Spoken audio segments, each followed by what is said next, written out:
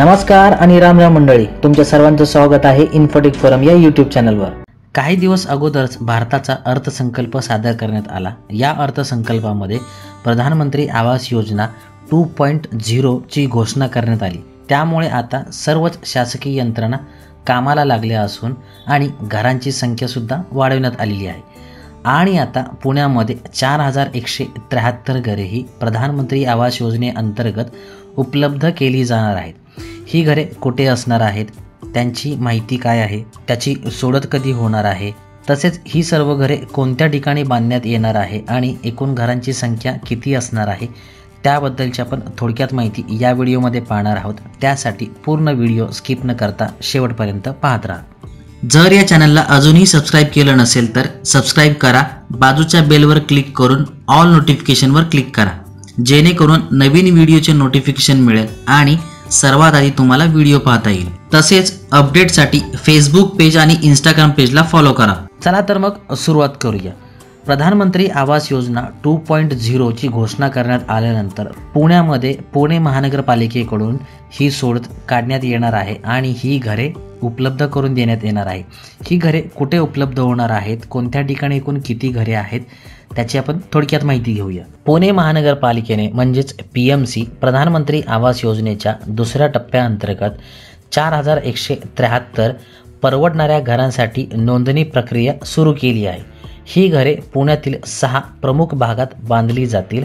आर्थिकदृष्ट्या दुर्बल घटकांना EWS वाजवी किमतीत घरे घेण्याची संधी उपलब्ध करून देणे हा या उपक्रमाचा उद्देश आहे। योजनेबद्दल अधिक माहिती काय आहे आपण पुढे पाहूया।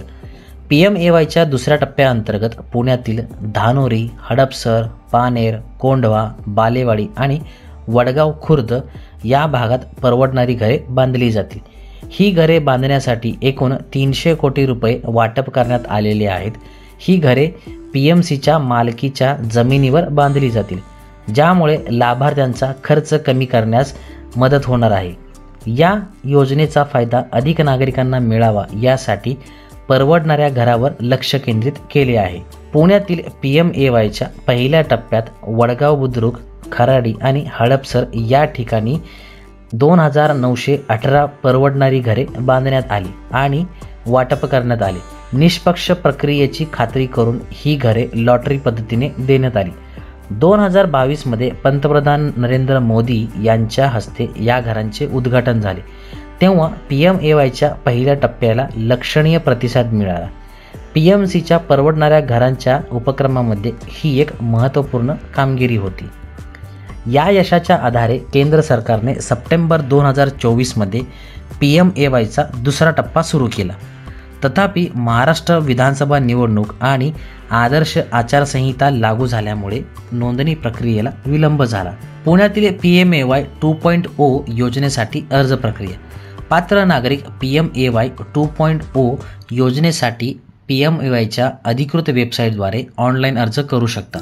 लाभार्थ्यांची निवड लॉटरी प्रणालीद्वारे केली जाईल। लॉटरी प्रणालीमध्ये पारदर्शकता सुनिश्चित करण्यासाठी आणि पात्र उमेदवाराची ती फायदेशीर बनवण्यासाठी PMC समर्पित आहे। PMAY 2.0 योजना पुण्यातील वाढत्या लोकसंख्येच्या गरजा पूर्ण करते, परवडणाऱ्या घरांचे पर्याय प्रदान करते। ही घरे पुण्यातील वेगाने वाढणाऱ्या भागात विकसित केली जातील, ज्यामुळे लाभार्थ्यांसाठी कनेक्टिव्हिटी आणि सुविधा सुनिश्चित होतील।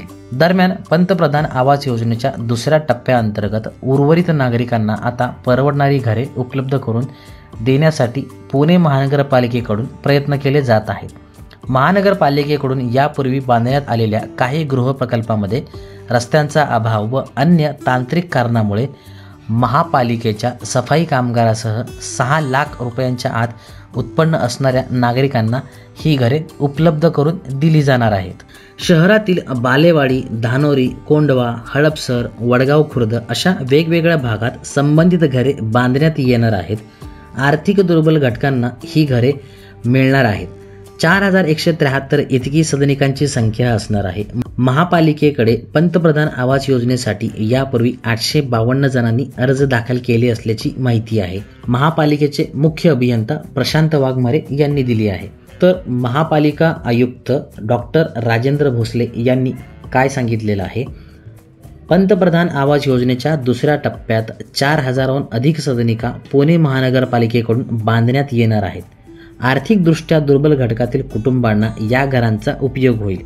याबरोबरच वैयक्तिक स्वरूपात घरकुल, भागीदारी तत्वावरील परवडणारी घरे, भाडे तत्वावरील परवडणारी घरे व व्याज अनुदान अशा 4 प्रकारांमध्ये घरे बांधणीचे प्रस्तावित आहे, असे डॉक्टर राजेंद्र भोसले, आयुक्त महापालिका यांनी सांगितलेलं आहे. पंतप्रधान आवास योजनेत पात्र होण्यासाठीचे नियम काय आहेत? आर्थिकदृष्ट्या दुर्बल घटकांसाठी कुटुंबाचे आर्थिक उत्पन्न मर्यादा ही 6 लाखापेक्षा जास्त नसावे.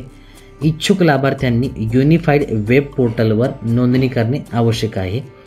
केंद्र सरकारकडून 1.5 लाख तर राज्य सरकारकडून 2 लाख रुपयांचे अनुदान देण्यात येणार आहे. 30 चौरस मीटर ते 45 चौरस मीटर पर्यंतची ही घरे यामध्ये असणार आहेत. पंतप्रधान आवास योजनेची प्रस्तावित घरे, गृहप्रकल्प तसेच ठिकाण आणि घरांची संख्या तसेच गृहप्रकल्पाचे क्षेत्रफळ हे चौरस किलोमीटरमध्ये त्यांनी दिलेलं आहे. बालेवाडी या ठिकाणी एकूण 296 सदनिका या उपलब्ध करून देण्यात आलेल्या आहे. तर 2,599 चौरस किलोमीटरमध्ये याचं क्षेत्रफळ असणार आहे.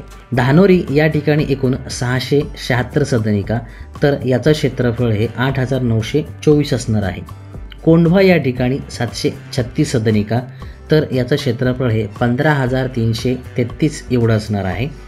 हडपसर या ठिकाणी एकूण 2,000 सदनिका, सर्वात जास्त सदनिका या पुणे महानगरपालिकेकडून EWS गटासाठी हडपसर या ठिकाणी बांधण्यात येणार आहे. तर याचं क्षेत्रफळ हे 33,902 एवढं असणार आहे. वडगाव खुर्द या ठिकाणी एकूण 465 घरे उपलब्ध करून देण्यात येणार आहे. तर यांचं क्षेत्रफळ हे 4,800 एवढं असणार आहे. अशा प्रकारे एकूण 4,173 घरे पुणे महानगरपालिकेकडून EWS म्हणजेच आर्थिकदृष्ट्या दुर्बल घटकांसाठीही उपलब्ध लॉटरीद्वारे करून देण्यात येणार आहेत.